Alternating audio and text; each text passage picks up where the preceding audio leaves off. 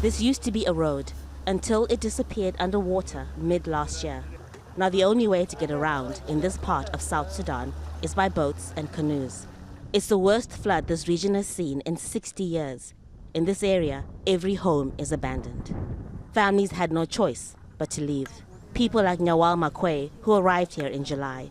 Her children and extended family now sleep in this makeshift house, not sure if and when they'll be able to go back home. My house is still underwater. There are a lot of snakes and reptiles. The place is still a river. It's no longer home. So how can I go back? The landscape has changed. There is now more water and less dry land. The United Nations says close to 800,000 people have been affected. Many of them can only be reached by boat. They urgently need shelter, clean water, and have to rely on food rations from humanitarian agencies. Even before the effects of this climate change crisis, even before that, because of the ongoing conflict in South Sudan, people were already food insecure. Before climate change, there was about 50 to 60% of the population in need of food assistance.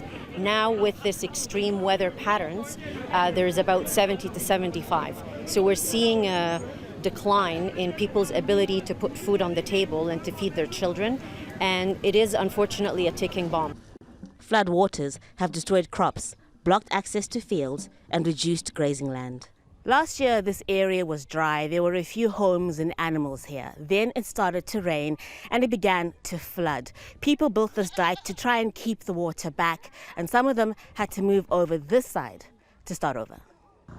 This country is no stranger to floods, but they are now becoming more frequent. When you get displaced people, like now we have in Mangala, they are also having a lot of issues with the host communities, because those people are coming with their livestock, and these people are agriculturists, so there's a lot of conflict.